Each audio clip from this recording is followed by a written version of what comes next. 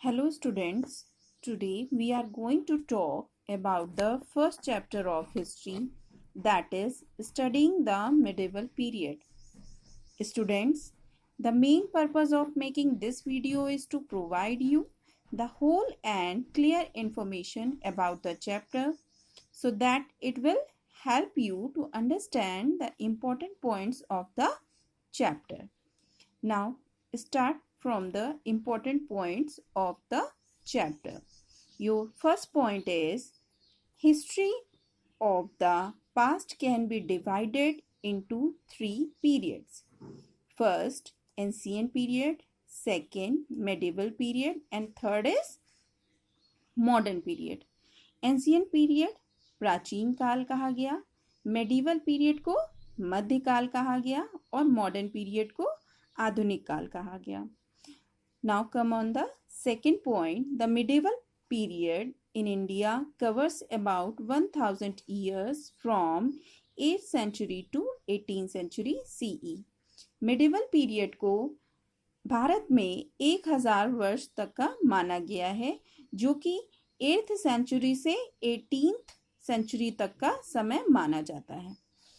Now third point is the medieval period can be divided into two period. Medieval period को भी दो भागों में बांटा गया, early medieval period and later medieval period. तो early medieval period is 8th to 13th century and later medieval period is 13th to 18th century. Now come on the fourth point, that is cartography.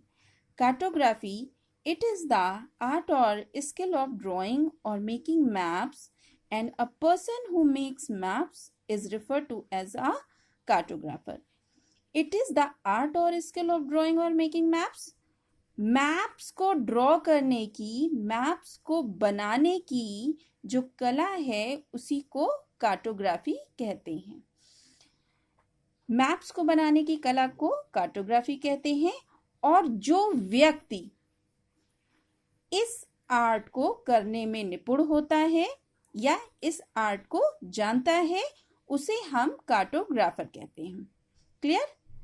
Now your fifth point is development of cartography. तो cartography का development कैसे हुआ? हम जानते हैं कि बहुत long distances को कवर करने के लिए पहले क्या मैप्स का यूज होता था ना. अगर किसी व्यक्ति को एक जगह से दूसरी जगह जाना होता था, चाहे वो रोडवेज हो या सीवेज हो, तो उन्हें मैप्स की जरूरत होती थी. The Arabs and the Europeans developed cartography as they traveled long distances across land and sea. तो अरब और यूरोपियंस को जब लॉन्ग डिस्टेंसेस कवर करना हुआ तो क्या हुआ? कार्टोग्राफी का डेवलपमेंट हुआ. Now six point is sources of studying medieval Indian history. तो मेडिवल इंडियन हिस्ट्री को जानने के लिए कौन कौन से सोर्सेज हैं? The historical sources for studying the medieval period can be divided into two parts. First, archaeological sources and second, literary sources. Archaeological sources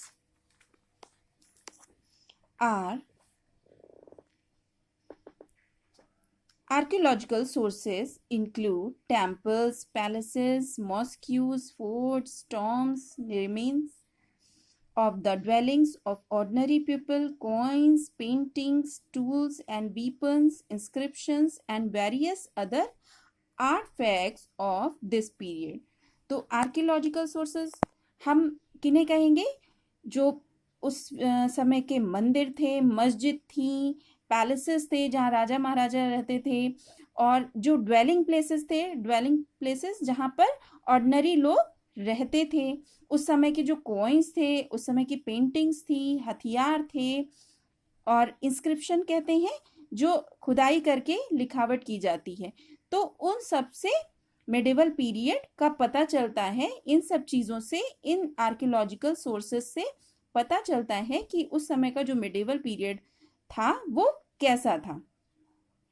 literary sources are the sources you use to get some information to make and complete the work of literature. Literary sources में वो सारे sources आ जाते हैं जो कि हमें कहीं हमें पढ़ने को मिलते हैं या कहीं लिखे हुए हैं, किन्हीं किताबों से मिलते हैं, वो सारे हमारे लिटरेरी सोर्सेज में आ जाते हैं। अच्छा, तो उस समय का जो लिटरेरी सोर्स है उसमें से एक द्रव्य परीक्षा भी है। द्रव्य परीक्षा क्या है ये? It is a book written during the reign of Alauddin Khilji. It contains a detailed record of the coins minted during his reign and explains the importance of coins in an economy. अच्छा, तो यह जो द्रव्य परीक्षा है ये उस समय की बुक है और इसे अलाउद्दीन खिलजी के शासन में लिखा गया था। और अगर कॉइन्स, उस समय के जो कॉइन्स हैं उनकी बात हम करें कि उस समय जो कॉइन्स थे उनकी इकोनॉमी में पोजीशन क्या थी और वो किस तरीके के थे, तो हम द्रव्य परीक्षा जो बुक है उसे पढ़ सकते हैं। द्रव्य परीक्षा बुक में ये कॉइन्स के बारे में जितनी भी डिटेल है वो दे रखी है। Now next point is bhakti. Bhakti means personal devotion to God. Bhakti जब हम किसी ईश्वर की आराधना दिल से करते हैं, डिवोटेड होकर के करते हैं, तो उसे हम भक्ति कहते हैं।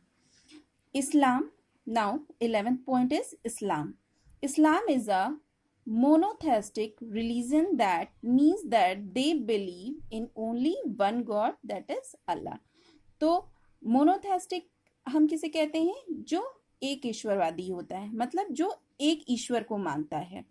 तो जो इस्लाम है वो एक ही ईश्वर पर बिलीव करता है और वो कौन है? अल्लाह।